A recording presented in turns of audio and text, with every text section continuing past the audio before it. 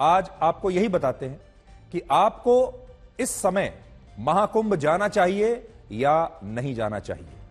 आपने देखा होगा, हम पिछले कई हफ्तों से लगातार आपको प्रेरित कर रहे हैं, आपको कह रहे हैं कि आपको महाकुंभ जाना चाहिए, बहुत अच्छी व्यवस्थाएं हैं और ये मौका जो है 144 वर्षों में एक बार आता है, आपको इस मौके का फायदा उठाना चाहिए। लेकिन आज हम आपसे कुछ और कहना चाहते हैं। आज हम ये कहना चाहते हैं कि महाकुंभ जाने से पहले जरा सोच लीजिए। जो सड़क मार्ग और हाईवे प्रयागराज को उत्तर प्रदेश के दूसरे जिलों से, शहरों से और राज्यों से जोड़ते हैं, उन सभी सड़कों पर इस समय भीषण ट्रैफिक जैम लगा हुआ है। अनुमान है कि इस ट्रैफिक जैम में 5 लाख से ज्यादा गाड़ियों में 22 से 25 लाख लोग फंसे हो सकते हैं। यह शायद भारत के इतिहास का सबसे लंबा ट्रैफिक जैम होगा, जिसमें लगभग 22 से 25 लाख लोग इस जैम में फंसे हुए हैं। इन लोगों के लिए एक खास शब्द का इस्तेमाल हो रहा है और वो है रोड अरेस्ट। अंग्रेजी का शब्द है। रोड अरेस्ट का मतलब है कि ये लाखों लोग सड़कों पर अपनी गाड़ियों में एक तरीके से गिरफ्तार हो चुके हैं। जैसे आप कहते हैं ना कि हाउस अरेस्ट। हाउस अरेस्ट का मतलब यह है कि आपको आपके घर में ही अरेस्ट कर दिया गया है और आप अपने घर से बाहर नहीं निकल सकते। बड़े बड़े नेताओं को कई बार हाउस अरेस्ट किया जाता है। उसी प्रकार से लाखों लोगों को उनकी गाड़ियों में अरेस्ट कर लिया गया है। इनमें भी जो लोग प्रयागराज के बॉर्डर पर हैं, उन्हें 4 किलोमीटर का सफर तय करने में 4-4 घंटे लग रहे हैं। बहुत सारे लोग यह भी पूछ रहे हैं कि जब मौनी अमावस्या पर एक दिन में 8 करोड़ लोग प्रयागराज पहुंच गए थे, तब भी सड़कों पर इतना जैम नहीं था जितना आज है। तो ऐसा क्यों हो रहा है? अभी 1 करोड़ से भी कम लोग प्रयागराज में होंगे और जिस दिन 8 करोड़ लोग थे, उस दिन तो ऐसा जैम नहीं लगा और अब 50 लाख 60 लाख लोगों की संख्या में ही इतना जैम लग रहा है। तो यह क्या कारण है? तो इसका कारण है पुलिस की नई रणनीति, पुलिस के प्रशासन के कुछ नए फैसले। जब से महाकुंभ में भगदड़ की घटना हुई, उसके बाद से पुलिस भीड़ को नियंत्रित करने के लिए गाड़ियों को दूसरे जिलों, शहरों और राज्यों में ही अब रोक रही है। जैसे प्रयागराज से मध्य प्रदेश का कटनी शहर कहने को तो 250 किलोमीटर दूर है और कटनी में 25 किलोमीटर का ट्रैफिक जैम इसलिए लगा हुआ था क्योंकि यहां पुलिस ने गाड़ियों को पहले ही रोक दिया। इसी तरह कटनी से 100 किलोमीटर पहले जबलपुर में भी पुलिस ने गाड़ियों को रोककर रखा हुआ है और कानपुर और लखनऊ से जो हाईवे प्रयागराज की तरफ जाता है, उस पर भी गाड़ियों को रोक दिया गया है और इन सब सड़कों पर लंबे लंबे ट्रैफिक जैम लगे हुए हैं। अब स्थानीय पुलिस ऐसा इसलिए कर रही है ताकि प्रयागराज में जो गाड़ियां पहुंच चुकी हैं, पहले वो सारी गाड़ियां शहर से वापस निकल जाएं और बाद में धीरे धीरे करके नई गाड़ियों को वहां पर प्रवेश दिया जाएगा। सबसे ज्यादा ट्रैफिक जैम मध्य प्रदेश के जबलपुर, कटनी, सतना और रीवा में लगा हुआ है और इसका कारण यह है कि जो लोग महाराष्ट्र, कर्नाटक, तेलंगाना, छत्तीसगढ़ और मध्य प्रदेश से प्रयागराज जाते हैं, वो सारे लोग इसी सड़क से, इसी रूट से होकर गुजरते हैं। तो ये नक्शे पर आप ये रूट देख लीजिए। मैं बड़े नक्शे पर आपको दिखा देता हूं। देखिए, आपको और ज्यादा बड़े नक्शे पर समझ में आएगा।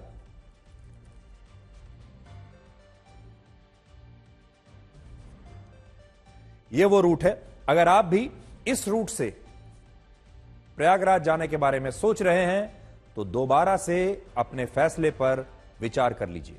जो लोग दिल्ली और एनसीआर से प्रयागराज जा रहे हैं, उन्हें भी ऐसे ही भीषण ट्रैफिक जैम का सामना करना पड़ रहा है। वो भी ट्रैफिक जैम में फंस गए हैं। दिल्ली से प्रयागराज पहुंचने में वैसे तो लगभग 12 घंटे का समय लगता है अगर आप बाय रोड जाएं, लेकिन आज बहुत सारे लोग 30 से 35 घंटे में दिल्ली से प्रयागराज पहुंचे।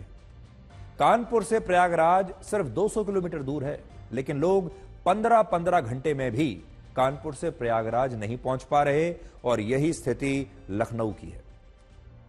सबसे बड़ी बात यह है कि ट्रैफिक जैम में फंसे बहुत सारे लोग गूगल मैप्स को लेकर बहुत शिकायत कर रहे हैं, क्योंकि जब ये लोग गूगल मैप्स पर देखते हैं कि प्रयागराज जाने में कितना समय लगेगा, तो उन्हें प्रयागराज के पूरे रास्ते में कोई ट्रैफिक जैम नहीं दिखता। लेकिन जब वो रास्ते में पहुंच जाते हैं तो उन्हें कई कई घंटे एक ही जगह पर ऐसे ट्रैफिक जैम में रुकना पड़ता है। यानी गूगल मैप तो आपको यह बता रहा है कि आप समय से बिल्कुल ठीक फर्राटे से प्रयागराज पहुंच जाएंगे, कोई जैम नहीं है। लेकिन जब आप सड़क पर निकलेंगे तो स्थिति बिल्कुल उल्टी है। आज हमने भी जब गूगल मैप्स पर यह देखा कि दिल्ली से प्रयागराज पहुंचने में कितना समय लगेगा, तो गूगल मैप्स ने हमें यही बताया कि पूरा रास्ता खाली पड़ा है और हम 10 से 15 घंटे में प्रयागराज पहुंच जाएंगे। लेकिन इसी दौरान जब हमने अपने संवाददाताओं से, जो ग्राउंड पर थे हमारे रिपोर्टर्स, उनसे पूछा कि प्रयागराज के आसपास दिल्ली से आने वाले सड़क मार्गों पर कितना बड़ा जैम है, तो उन्होंने बताया कि प्रयागराज से 30 से 40 किलोमीटर पहले अब भी ट्रैफिक जैम लगा हुआ है। हालांकि हम यहां यह स्पष्ट करना चाहते हैं कि हम गूगल मैप्स की एक्यूरेसी पर, इसकी सटीकता पर कोई सवाल नहीं उठा रहे, बल्कि यह बता रहे हैं आपको कि लोग इसके खिलाफ कितनी शिकायत कर रहे हैं। अब ये तो गूगल मैप जाने कि वो इस जैम को क्यों नहीं पकड़ पा रहा है, वो लोगों को क्यों नहीं बता पा रहा है कि जो रास्ता 12 घंटे का है वो 35 घंटे में क्यों पूरा हो रहा है। इस बार माघ पूर्णिमा का पवित्र स्नान 12 फरवरी को होना है और तब तक प्रयागराज जाने वाले सारे सड़क मार्गों पर इसी तरह का भीषण ट्रैफिक जैम रहेगा। तो आप भी सोच समझ कर निकलिएगा। और इसीलिए आज हम तो कम से कम आपसे यही कहेंगे कि 14 फरवरी से पहले सड़क के रास्ते कम से कम आप प्रयागराज न जाएं। दूसरा, अगर आप इस भयंकर ट्रैफिक जैम के बावजूद महाकुंभ जाना ही चाहते हैं तो फिर पूरी तैयारी के साथ जाइए।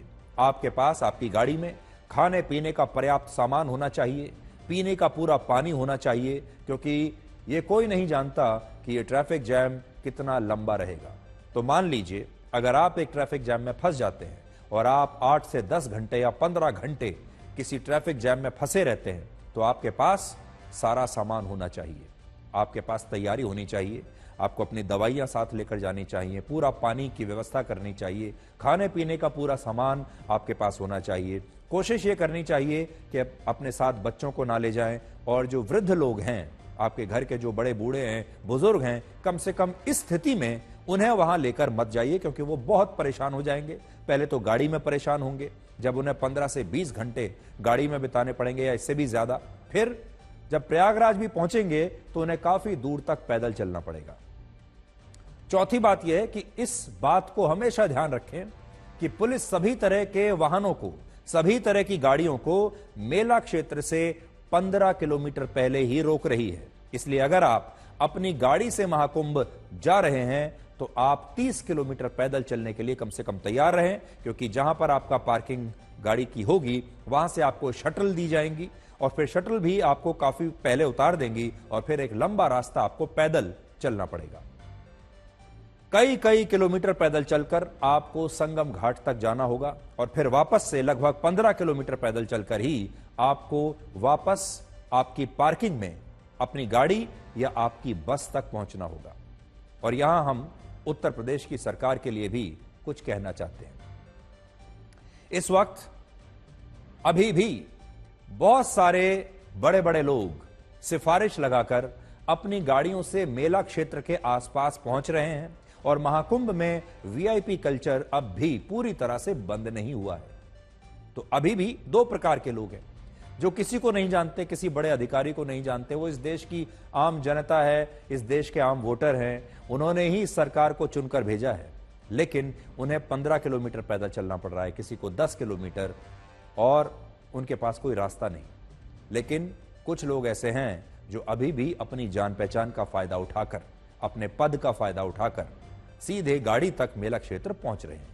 इसलिए सरकार को और प्रशासन को यह सुनिश्चित करना चाहिए कि इस समय हर आम आदमी ही वीआईपी है और सबके लिए वही व्यवस्था होनी चाहिए जो वीआईपीज के लिए होनी चाहिए। किसी भी आम श्रद्धालु को परेशानी नहीं होनी चाहिए।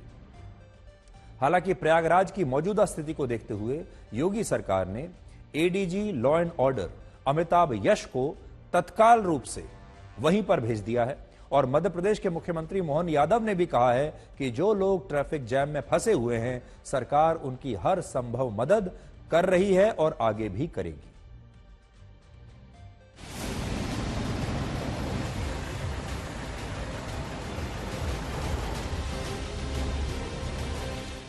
प्रयागराज को जाने वाले सभी रास्ते व्यस्त हैं।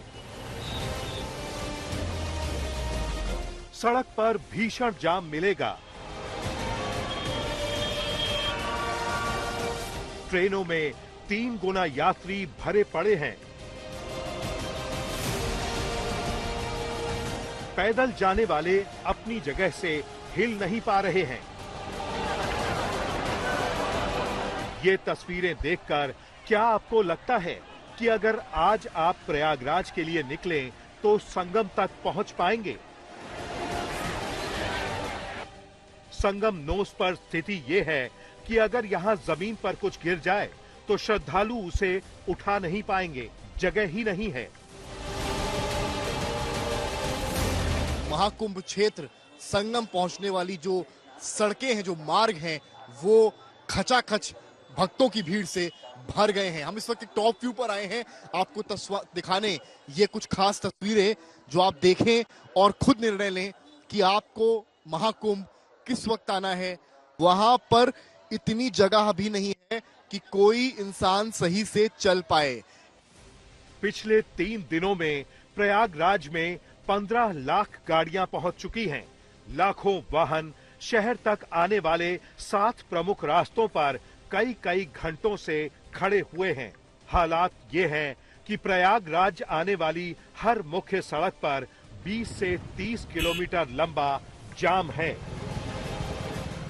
लखनऊ से प्रयागराज 200 किलोमीटर दूर है, लेकिन इस पर आपको 20 से 30 किलोमीटर लंबा जाम मिल सकता है। 5 घंटे की यात्रा में 15 से 20 घंटे लग रहे हैं। जौनपुर से प्रयागराज 100 किलोमीटर दूर है, लेकिन इस पर आपको 15 से 20 किलोमीटर लंबा जाम मिल सकता है। इस यात्रा में 10 से 15 घंटे लग रहे हैं। वाराणसी रूट पर 15 से 20 किलोमीटर लंबा जाम मिल सकता है। 120 किलोमीटर की दूरी तय करने में 15 से 20 घंटे लग रहे हैं। मिर्जापुर रूट पर 10 से 15 किलोमीटर लंबा जाम मिल सकता है। 100 किलोमीटर की यात्रा में आपको 10 से 15 घंटे लग सकते हैं। रीवा से जा रहे हैं तो 25 से 30 किलोमीटर लंबा जाम मिल सकता है। 130 किलोमीटर की इस यात्रा में 20 से 24 घंटे तक लग रहे हैं। कौशाम्बी रूट पर 8 से 10 किलोमीटर लंबा जाम है। 60 किलोमीटर की इस यात्रा में आपको 10 घंटे लग सकते हैं। चित्रकूट से प्रयागराज 120 किलोमीटर है। इस पर 10 से 15 किलोमीटर लंबा जाम लगा हुआ है। लोगों को 10 से 15 घंटे लग रहे हैं। 300 किलोमीटर की लंबी लाइन और जाम लगा हुआ है। लोग गाड़ियों में हैं, बसों में हैं, अपने साधन से आए हैं। जो लोग स्नान करने जाना चाहते हैं त्रिवेणी पे, वो पहुंच नहीं पा रहे हैं। व्यवस्थाएं जो बनानी चाहिए थे वो व्यवस्थाएं इस सरकार ने बिगाड़ दी। मुख्यमंत्री जी ने खुद बिगाड़ी हैं। सड़क पर जाम की स्थिति को देखकर पुलिसकर्मी प्रयागराज से 100 से 200 किलोमीटर पहले ही श्रद्धालुओं को रोककर वापस जाने की सलाह दे रहे हैं।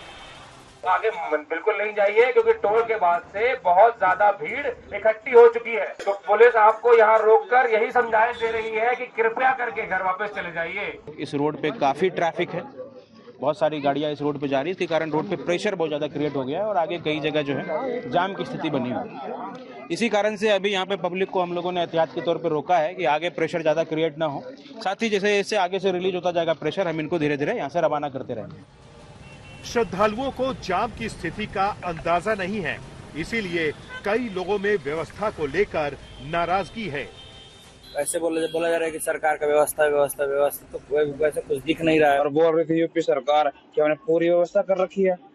ये व्यवस्था है, लास्ट 4 घंटे से खड़े हैं। 4 घंटे से 2 फुट गाड़ी आगे बढ़ रही है।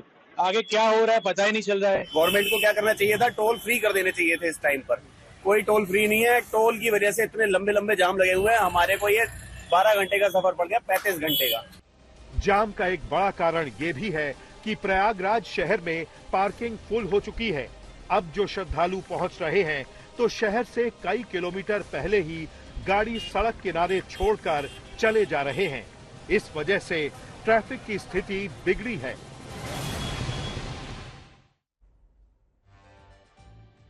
इस रिपोर्ट को आपको दिखाने के बाद हम तो आपसे बस यही कहेंगे कि महाकुंभ के रूट की सभी लाइनें इस समय व्यस्त हैं।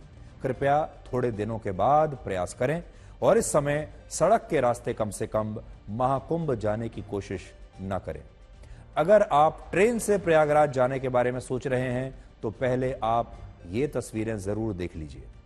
वाराणसी से प्रयागराज जाने वाली एक यात्री ट्रेन में, एक पैसेंजर ट्रेन में इतनी भीड़ हो गई कि कई लोग धक्का मुक्की करते हुए ट्रेन के इंजन में जाकर बैठ गए। देखिए, प्रयागराज जाने वाली लगभग सभी ट्रेनों में इतनी भीड़ है कि इनमें पैर रखने की भी जगह नहीं बची है और कई ट्रेनों में हालात बद से बदतर हो गए हैं। दुख की बात यह है कि बहुत सारे लोग ट्रेनों के टॉयलेट्स में बैठकर महाकुंभ की इस तीर्थ यात्रा पर जाने के लिए मजबूर हैं। और ऐसा नहीं है कि अगर आप ट्रेनों से जाएंगे तो आपको ट्रैफिक जैम नहीं मिलेगा, आप जैम में नहीं फंसेंगे। इस समय सरकार जो स्पेशल ट्रेन चला रही है उनमें कई ट्रेनें 5 से 6 घंटे की देरी से चल रही हैं। भारतीय रेल का कहना है कि कल उसने 330 स्पेशल ट्रेन से 12.5 लाख लोगों को उनके राज्यों में वापस भेजा और आज उसने दोपहर 3 बजे तक 201 ट्रेनों से 9 लाख लोगों को उनके राज्यों में पहुंचाया है। इसका मतलब यह है कि इस समय एक ट्रेन में औसतन 4,500 लोग सफर कर रहे हैं, जबकि लंबी दूरी की ट्रेन में अधिकतम 2 से 2,500 लोग ही सफर कर सकते हैं। सोचिए, जिस ट्रेन में 4,500 लोग मौजूद हों, उस ट्रेन में लोग किन हालात में सफर कर रहे होंगे। और आप इस पर इन ट्रेनों के अंदर से हमारी ये रिपोर्ट जरा देखिए और फिर सोचिए कि आप ट्रेन से भी प्रयागराज जाना चाहेंगे या नहीं।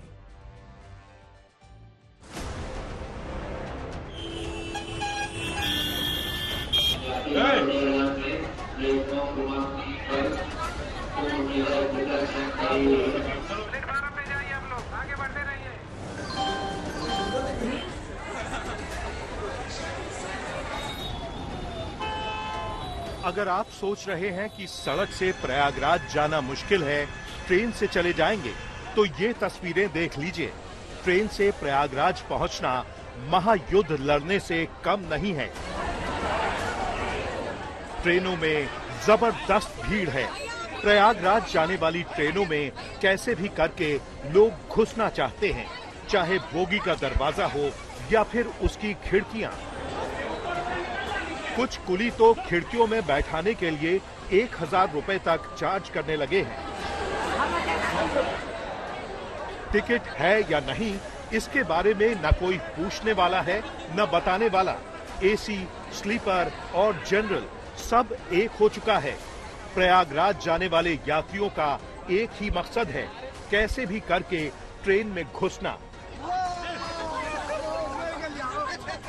यात्रियों को ट्रेन में जहां जगह मिल रही है वहीं चले जा रहे हैं, फिर चाहे वो ट्रेन की बोगी हो, लगेज बोगी हो या फिर इंजन। वाराणसी रेलवे स्टेशन पर महाकुंभ स्पेशल ट्रेन में कुछ यात्री ट्रेन के इंजन में ही घुस गए।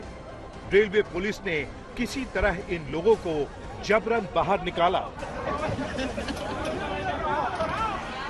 प्रयागराज जाने वाली ट्रेन जैसे ही स्टेशन पर आती है, उसमें बैठने को लेकर यात्रियों में मारपीट की नौबत तक आ जाती है।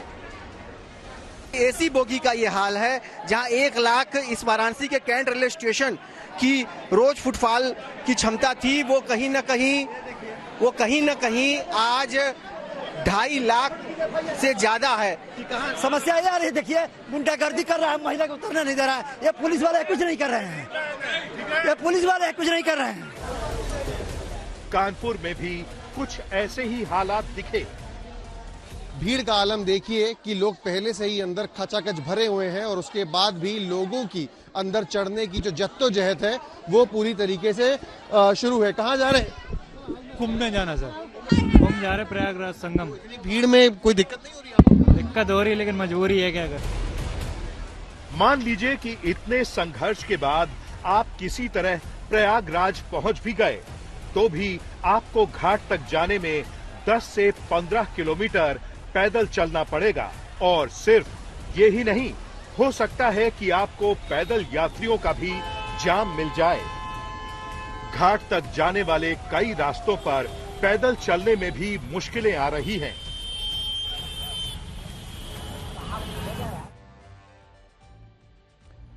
रेलवे का कहना है कि वो लोगों की सुविधा के लिए 3000 स्पेशल ट्रेन चला रही है, लेकिन लोग शिकायत कर रहे हैं कि इनमें से कई ट्रेनें असल में सिर्फ खड़ी हुई हैं।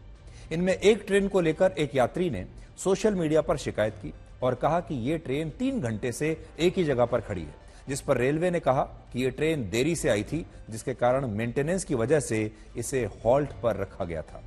हालांकि आज शाम को जब हमने इसी ट्रेन का लाइव स्टेटस चेक किया तो ये ट्रेन आज भी 13.5 घंटे की देरी से प्रयागराज पहुंची है।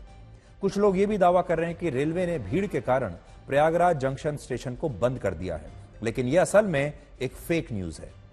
रेल मंत्री अश्विनी वैष्णव ने कहा है कि रेलवे ट्रेन से आने वाले सभी श्रद्धालुओं के लिए युद्ध स्तर पर काम कर रहा है और यात्रियों की सभी सुविधाओं का ध्यान रखा जा रहा है।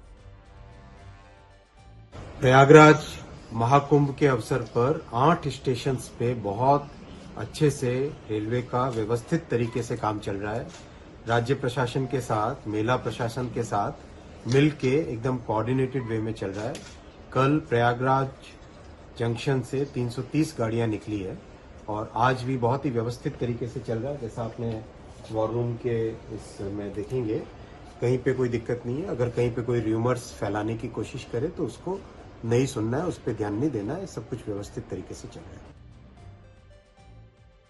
आज बड़ा सवाल यह है कि क्या इस भीड़ को देखते हुए महाकुंभ के आयोजन को कुछ दिनों के लिए और बढ़ाया जा सकता है, ताकि अगर इसका समय सीमा और बढ़ा दी जाए तो बाकी के जो लोग हैं वो भी आकर स्नान कर सकते हैं।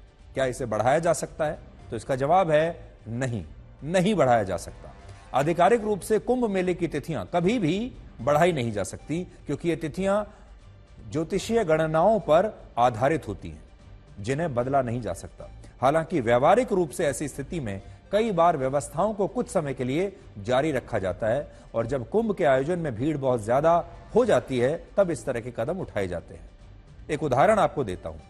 12 साल पहले जब प्रयागराज में पूर्ण कुंभ का आयोजन हुआ, तब प्रशासन ने यह आयोजन समाप्त होने के बाद भी वहां आम श्रद्धालुओं के स्नान के लिए कुछ सुविधाओं को जारी रखा था और इस बार भी प्रशासन अगर चाहे तो इन सुविधाओं को, इन इंतजामों को कुछ और दिनों तक या हफ्तों तक जारी रख सकता है। इस बार महाकुंभ का आयोजन 45 दिनों तक चलेगा और ये 26 फरवरी को समाप्त हो जाएगा। तो तिथि आप याद रखिएगा, आपके पास समय है 26 फरवरी तक और 26 फरवरी में अब भी 16 दिन बचे हुए हैं। हालांकि इस समय महाकुंभ में ज्यादा भीड़ इसलिए भी हो रही है क्योंकि 2 दिन बाद 12 फरवरी को माघ पूर्णिमा का पवित्र स्नान होना है और कहते हैं कि महाकुंभ के आयोजन का ज्योतिष के हिसाब से जो महत्व है वो माघ पूर्णिमा तक ही होता है और बाद की तिथियां असल में सामान्य हो जाती हैं। इसलिए ज्यादा से ज्यादा लोग 12 फरवरी या उससे पहले ही महाकुंभ में ये पवित्र स्नान कर लेना चाहते हैं। सरकार का अनुमान था कि 45 दिनों के महाकुंभ में 45 करोड़ लोग स्नान करेंगे, लेकिन 29 दिनों में ही ये 45 करोड़ का आंकड़ा पार हो गया। आज 1 करोड़ 10 लाख लोगों ने प्रयागराज की त्रिवेणी में स्नान किया है और अब तक कुल मिलाकर 44 करोड़ 67 लाख लोग महाकुंभ में आ चुके हैं और हो सकता है कि जब मैं आपको यह खबर सुना रहा हूं तब तक 45 करोड़ का आंकड़ा पार हो चुका हो। यह भारत का एक नया वर्ल्ड रिकॉर्ड है जिसे अब आगे भविष्य में सिर्फ भारत और भारत के लोग ही तोड़ सकते हैं। दिल्ली लाते हैं। दिल्ली की आजकल बड़ी चर्चा है, दिल्ली के लोगों की बड़ी चर्चा है। दिल्ली में अभी चुनाव संपन्न हुआ है और दिल्ली के लोगों ने इस बार अरविंद केजरीवाल को उनकी पार्टी सहित उठाकर बाहर फेंक दिया है, उन्हें सत्ता से बाहर कर दिया है और दिल्ली की जनता आप से अब तुम पर आ गई और तुमसे तू पर आ गई। तो इसलिए आज दिल्ली की जनता के लिए हम आपसे कुछ कहना चाहते हैं कि दिल्ली की जनता ने जो ये फैसला इतना बड़ा लिया कि अरविंद केजरीवाल को इस बार वापस नहीं लाना है, उस पर आज हम आपसे कुछ कहना चाहते हैं। और आज से 50 साल पहले वर्ष 1975 में अमिताभ बच्चन की एक बड़ी सुपरहिट फिल्म आई थी जिसका नाम था दीवार। और इस फिल्म का एक बड़ा मशहूर डायलॉग था, और वो ये था कि मैं आज भी फेंके हुए पैसे नहीं उठाता। इस बार के चुनाव में दिल्ली के 1.5 करोड़ वोटर्स ने असल में केजरीवाल को यही बताया है कि वो फेंके हुए पैसे अब नहीं उठाते।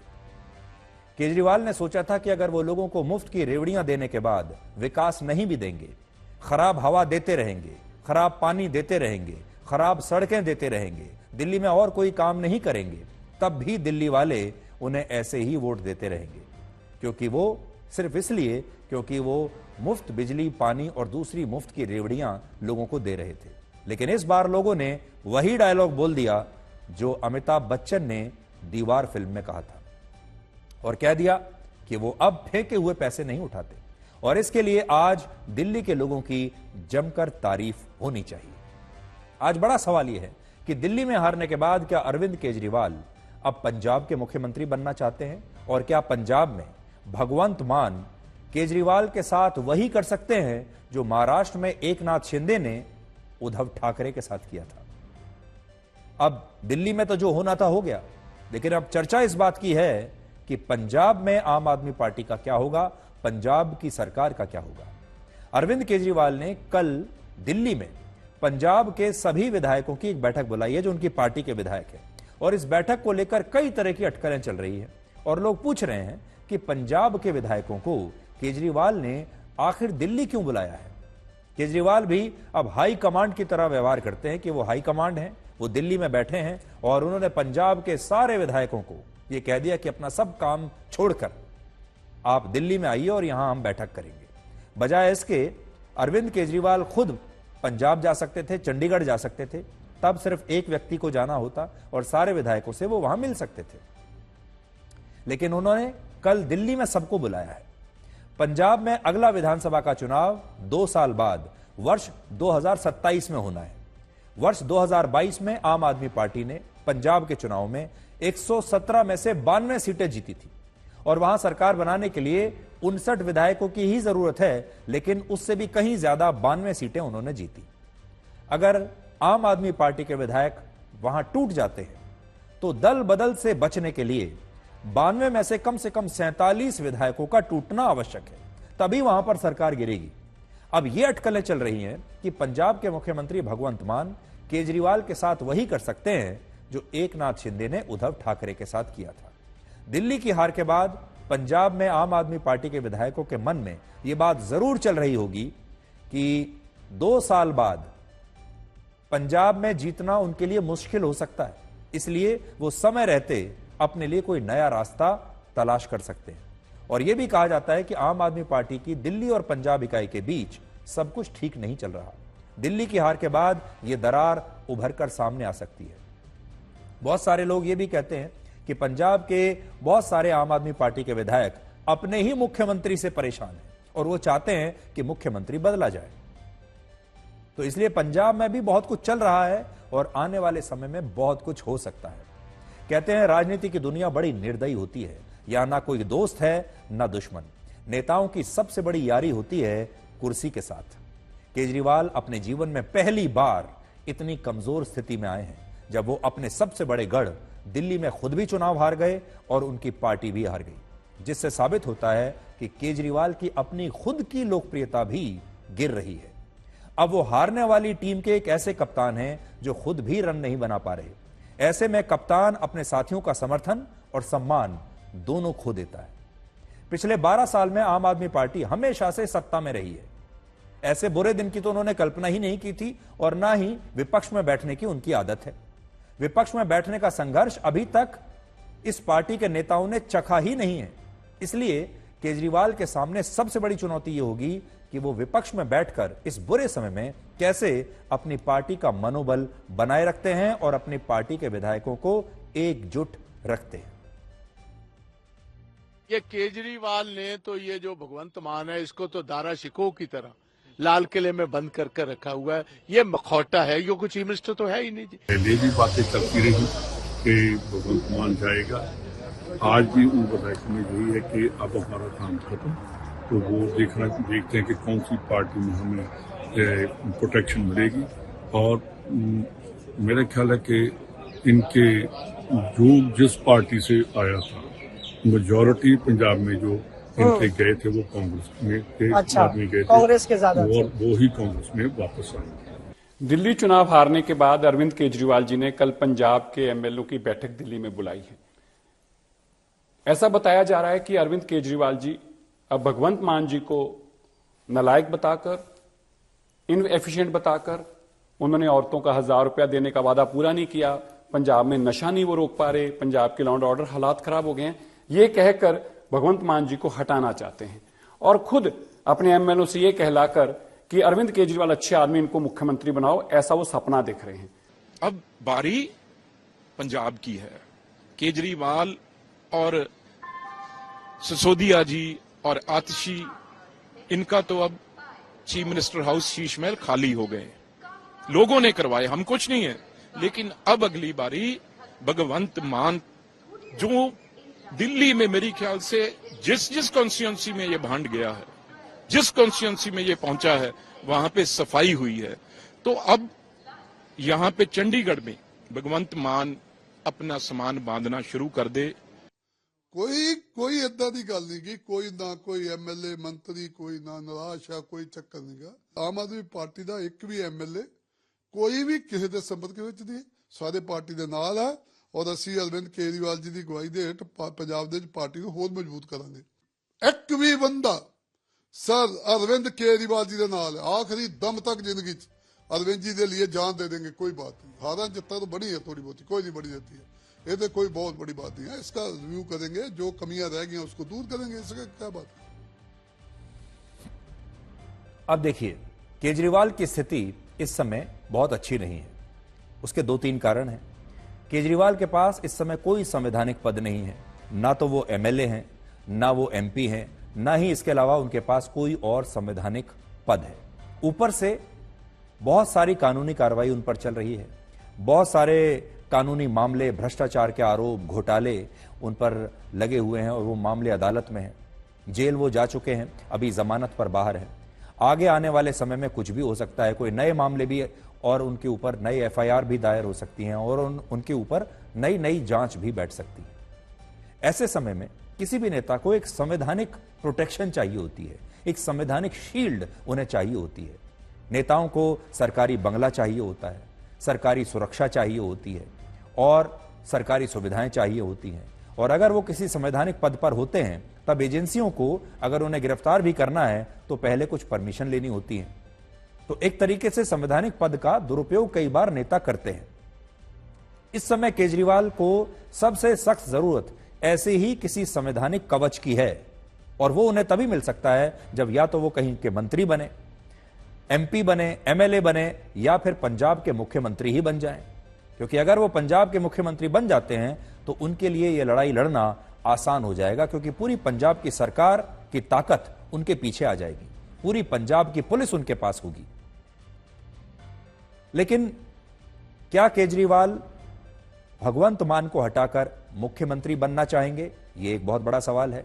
और अगर नहीं तो क्या वो पंजाब से सांसद बनने के बारे में सोच रहे हैं, ताकि सांसद बनने के बाद ही कम से कम उन्हें यह एक संवैधानिक कवच मिल जाए। पंजाब में आम आदमी पार्टी के 3 लोकसभा के सांसद हैं और 7 राज्यसभा के सांसद हैं। अगर कोई लोकसभा का सांसद केजरीवाल के लिए अपनी सीट खाली भी कर देता है इस्तीफा देकर, तो केजरीवाल को उस सीट पर दोबारा से चुनाव लड़कर जीतना होगा और तब वो लोकसभा के सांसद बन पाएंगे। इसमें जोखिम बहुत है, क्योंकि केजरीवाल पहले ही दिल्ली के विधानसभा चुनाव में हार चुके हैं। उनकी लोकप्रियता इस समय बहुत नीचे है, इसलिए यह गारंटी के साथ नहीं कहा जा सकता कि अगर वो दोबारा भी चुनाव लड़ें पंजाब से तो वो जीत ही जाएंगे। इसमें बहुत रिस्क है और इस समय वो ये रिस्क नहीं लेना चाहेंगे। लेकिन अगर केजरीवाल राज्यसभा का सांसद बनना चाहते हैं तो इसके लिए उन्हें अपने 7 सांसदों में से किसी एक को इस्तीफा देने के लिए तैयार करना होगा। इन 7 राज्यसभा सांसदों में राघव चड्ढा, हरभजन सिंह और संदीप पाठक का भी नाम है, जिनका कार्यकाल वर्ष 2028 तक है। और इसलिए बड़ा सवाल यह है, क्या इनमें से कोई एक सांसद केजरीवाल के लिए अपनी सीट छोड़ने के लिए तैयार हो जाएगा? यह एक बड़ा सवाल है। यह केजरीवाल को टेस्ट करना चाहिए, अपने नेताओं अपने सांसदों की लॉयल्टी को कि क्या वो केजरीवाल के कहने पर अपनी सीट छोड़ सकते हैं। तो केजरीवाल के पास यही दो रास्ते हैं, या तो वो राज्यसभा के रास्ते दोबारा से एमपी बने, और या वो पंजाब के मुख्यमंत्री बन जाएं भगवंत मान को हटाकर। अब अगले कुछ दिनों में इनमें से कोई भी चीज हो सकती है, या कम से कम वो कोशिश करके देखेंगे। अब वो जब आम आदमी पार्टी के विधायकों से मिलेंगे कल, तो वो उनका मन जानने की कोशिश करेंगे कि ये विधायक क्या चाहते हैं। अरविंद केजरीवाल वो नेता हैं जो 2014 और 2019 की जबरदस्त मोदी लहर के सामने भी टिके रहे थे और बीजेपी से हारे नहीं। हालांकि मोदी से वो लोकसभा चुनाव हार गए थे, लेकिन दिल्ली में वो तब भी इतनी बड़ी लहर में भी इस दौरान बीजेपी से हारे नहीं। लेकिन अब वक्त बदल चुका है और अब वो एक हारी हुई टीम के आउट ऑफ फॉर्म कप्तान है। आपको याद होगा कुछ दिन पहले तक भारत की क्रिकेट टीम में रोहित शर्मा की स्थिति ऐसी हो गई थी कि कप्तानी ही नहीं बल्कि उनके लिए टीम में अपनी जगह बचाना भी मुश्किल हो गया था। कप्तानी के साथ साथ टीम में जो जगह है वो भी जाने वाली थी। लेकिन कल के मैच में रोहित शर्मा के 119 रन बनाने के बाद अब वही लोग रोहित शर्मा के लिए फिर से तालियां बजा रहे हैं जो कहते थे कि रोहित शर्मा को टीम में रखना नहीं चाहिए। कितनी जल्दी सब कुछ बदल जाता है, यही तो समय है। और इसलिए आज एक सवाल यह भी है कि क्या केजरीवाल को भी एक और नया मौका ऐसे ही मिलेगा। हो सकता है केजरीवाल अगले मैच में रोहित शर्मा की तरह दोबारा से चमक जाएं, सेंचुरी लगा दें और उनकी वापसी हो जाए। दुर्भाग्य से राजनीति में क्रिकेट की तरह रोज रोज मैच नहीं होते। अब केजरीवाल का अगला मैच होगा 2 साल बाद 2027 में, जब पंजाब का विधानसभा चुनाव होगा, और फिर 2030 में, अब से 5 साल बाद दिल्ली का चुनाव। इसलिए अगले मैच में हो सकता है केजरीवाल वापसी कर लें, सेंचुरी बना दें, अच्छे रन भी बना लें, लेकिन यह मैच अभी हाल फिलहाल नहीं होने वाला। एक है 2027 में और दूसरा है 2030 में। तब तक केजरीवाल को ऐसे ही मैदान से बाहर बैठना होगा। दिल्ली में बीजेपी की जीत के बाद एक और बड़ा दिलचस्प संयोग बना है। यह पहली बार है जब पूरा दिल्ली एनसीआर क्षेत्र बीजेपी के शासन में आ गया है। दिल्ली एनसीआर में दिल्ली के अलावा हरियाणा के 14 जिले, उत्तर प्रदेश के 8 और राजस्थान के 2 जिले आते हैं, और इनमें बड़े बड़े शहर हैं। फरीदाबाद है, गुरुग्राम है, नोएडा है, गाजियाबाद जैसे बड़े शहर इस क्षेत्र में आते हैं। और यह क्षेत्र 55,144 वर्ग किलोमीटर में फैला है, जहां 4 करोड़ 60 लाख लोग रहते हैं। यानी इन 4.5 करोड़ लोगों की जिंदगी पर इस बदलाव का बड़ा असर पड़ेगा। उत्तर प्रदेश, राजस्थान और हरियाणा में पहले से ही बीजेपी की सरकारें हैं, और अब दिल्ली में भी बीजेपी की सरकार आ गई है, जिससे पूरे राष्ट्रीय राजधानी क्षेत्र पर बीजेपी का शासन हो गया है। लंबे समय से इस क्षेत्र में अलग अलग पार्टियों की सरकारें होने और इच्छा शक्ति की कमी की वजह से यहां का विकास कभी रफ्तार नहीं पकड़ पाया, क्योंकि अलग अलग सरकारें थी, वो आपस में झगड़ा करती रहती थी, कोऑपरेट नहीं करती थी। यहां की सरकारों में हमेशा विवाद बना रहा। यमुना का गंदा पानी और खराब हवा इसी का उदाहरण है, जहां एक राज्य सरकार दूसरे राज्य सरकार के पर सिर्फ आरोप लगाती है। लेकिन अब यह दौर बदल गया है। अब दिल्ली एनसीआर एक ही पार्टी के शासन में है, और ऐसा 32 वर्षों में पहली बार हुआ है। इससे अलग अलग राज्यों में होने के बाद भी इस पूरे क्षेत्र के संपूर्ण विकास में मदद मिलेगी। अब किसी भी विवाद को सुलझाने में बहुत आसानी होगी, और विकास के कामों में राज्य की सीमाएं और वहां की सरकारें रुकावट नहीं बनेंगी। बीजेपी के पास एक बहुत बड़ा मौका है, जब वो दुनिया के इस सबसे बड़े शहरी क्षेत्रों में से एक क्षेत्र की परेशानियों को दूर करके दिल्ली एनसीआर को साफ पानी, साफ हवा, बिना रुकावट वाला एक जैसा संपूर्ण विकास दे सकेगी। यहां पर रोजगार के नए अवसर पैदा कर सकेगी, और इसे एक पूरी तरीके से संपूर्ण क्षेत्र के रूप में इसे डेवलप कर सकेगी। जब से बीजेपी दिल्ली में चुनाव जीती है, बदलाव के बाद आज पहला सोमवार है। इस इतने बड़े बदलाव के बाद आज हफ्ते का यह पहला दिन है जब लोगों ने केजरीवाल के शासन में नहीं बल्कि बीजेपी के शासन में आज अपने सोमवार की, अपने हफ्ते की शुरुआत की है। और बहुत सारे लोग उस दिन से लगातार बात कर रहे हैं।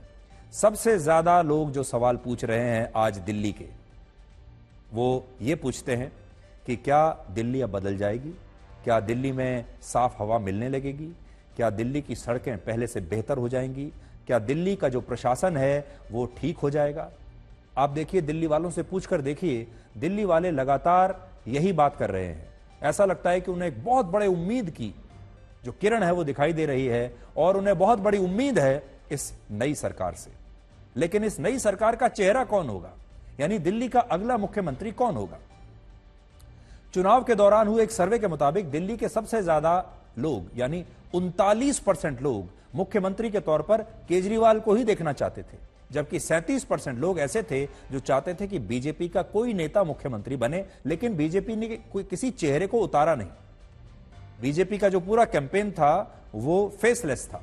इसलिए अब अगर बीजेपी को दिल्ली में लंबे समय तक अच्छी राजनीति करनी है तो उसे किसी ऐसे बड़े नेता को मुख्यमंत्री बनाना होगा जो केजरीवाल की टक्कर का नेता हो और जो अरविंद केजरीवाल को रोक सके या लोगों के मन में यह भाव ला सके कि उन्होंने केजरीवाल को हराकर कोई गलती नहीं की है और केजरीवाल के ही कद का उतना ही मजबूत नेता अब उनकी जगह पर आया है।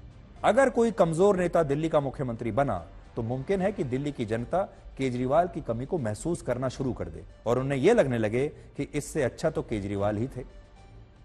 ऐसी स्थिति में बीजेपी के लिए आगे तक टिकना मुश्किल होगा। इसलिए जिस तरह दिल्ली ने आम आदमी पार्टी के विकल्प के रूप में बीजेपी को चुना, उसी तरह बीजेपी के लिए भी जरूरी है कि वो जनता को केजरीवाल का एक मजबूत विकल्प और एक बड़ा चेहरा और टिकाऊ चेहरा बदले में दे।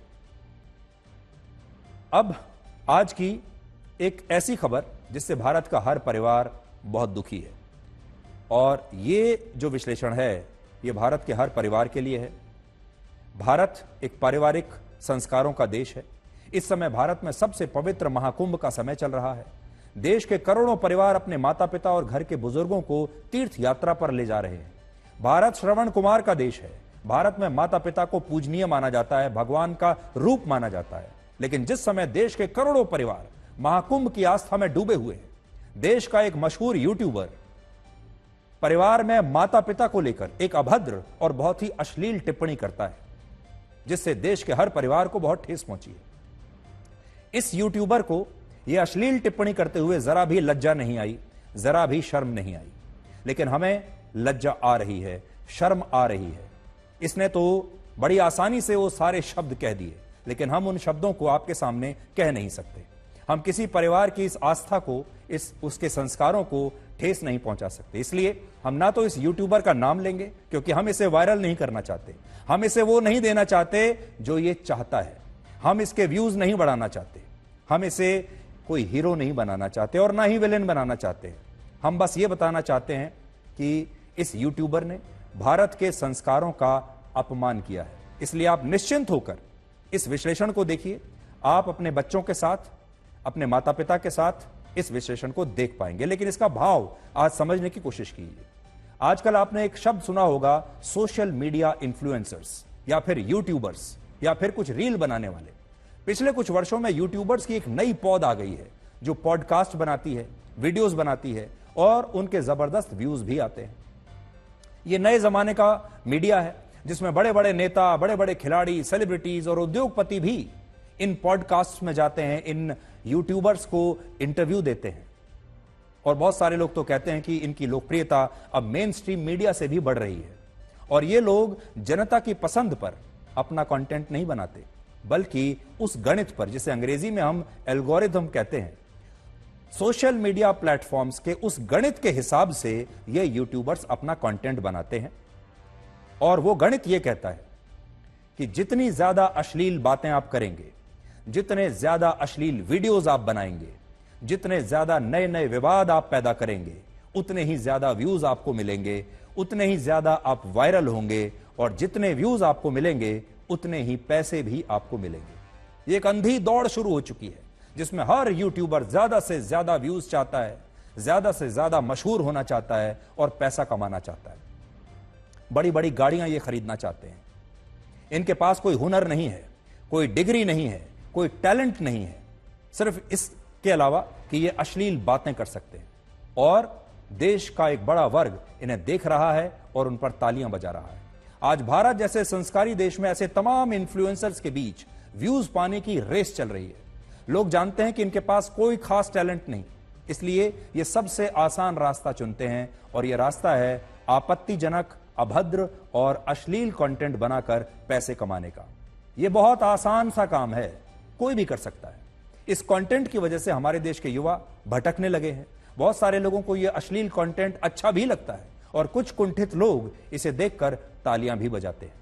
आज ये यूट्यूबर कह सकते हैं कि वो किसी भी विषय पर बोलने के लिए स्वतंत्र है या उनके पास अभिव्यक्ति की आजादी का अधिकार है, लेकिन हमें लगता है कि जब इनका अश्लील कंटेंट जनता के बीच आता है और यह सार्वजनिक हो जाता है, जब यह कंटेंट देश के हर छोटे बच्चे तक जाता है, स्कूल के बच्चे तक, कॉलेज के बच्चे तक जाता है, हर परिवार तक जाता है, माता पिता तक जाता है, तो यह अभिव्यक्ति की आजादी नहीं कहलाएगा, यह अश्लीलता फैलाने की श्रेणी में आएगा और यह कानून के दायरे में आता है। इसलिए आज बड़ी बात यह है कि कानून तो इनके खिलाफ एक्शन ले, लेकिन हमारा समाज इनके खिलाफ क्या एक्शन ले रहा है। आज बड़ी बात यह है कि यह कॉमेडी नहीं है। कॉमेडी के नाम पर जो अश्लीलता की जा रही है, इससे हंसी नहीं आती, इससे दुख होता है। आज इन सारे सो कॉल्ड कॉमेडियन से, यूट्यूबर से हम ये कहना चाहेंगे कि भारत की संस्कृति का सम्मान कीजिए। अपनी रोजी रोटी कमाना सबका अधिकार है, आप अपनी रोजी रोटी कमाइए। लोकप्रियता लेनी है, लीजिए, लेकिन लोगों का प्यार हासिल करके, सम्मान से लोकप्रियता बनाइए। अच्छा कंटेंट देकर, लोगों की मदद करके आप ये कंटेंट बना सकते हैं। जरूरी नहीं कि गाली गलौच, अभद्रता और अश्लीलता से आप ये कंटेंट बनाएं। भारत की संस्कृति को दूषित ना करें। अब से कुछ देर पहले असम पुलिस ने इस मामले में एक एफआईआर दर्ज कर ली है। दिल्ली की साइबर पुलिस और मुंबई की एक कोर्ट में भी इसके खिलाफ शिकायत दर्ज हो गई है। और भारत सरकार की कई एजेंसीज ऐसी हैं, जिसमें से बहुत सारे राज्यों की पुलिस भी हैं, जिन्होंने कहा है कि इस अश्लील कंटेंट को यूट्यूब से तुरंत हटाया जाए। कई ऐसे सेलिब्रिटीज हैं जिन्होंने यह ऐलान किया है कि अब वो इस यूट्यूबर को कभी इंटरव्यू नहीं देंगे और इसके शो में कभी नहीं आएंगे। आज हम आपसे यह कहना चाहते हैं, कानून तो अपना फैसला करेगा, जो भी करना है कार्रवाई करेगा। यह यूट्यूबर माफी मांग चुका है, लेकिन अब नुकसान हो चुका। समाज के लिए, इस देश के जो जिम्मेदार लोग हैं, उनके लिए आपको यह देखना होगा कि कैसे आप सामाजिक एक्शन ऐसे लोगों पर ले सकते हैं। और ऐसे लोगों को बढ़ावा दीजिए जो आपके परिवार के लिए काम की बात करते हैं, जो आपके बच्चों को सकारात्मक बातें बताते हैं, जो आपके बच्चों को पॉजिटिव चीजें दिखाते हैं। उन्हें आप प्रोत्साहन दीजिए।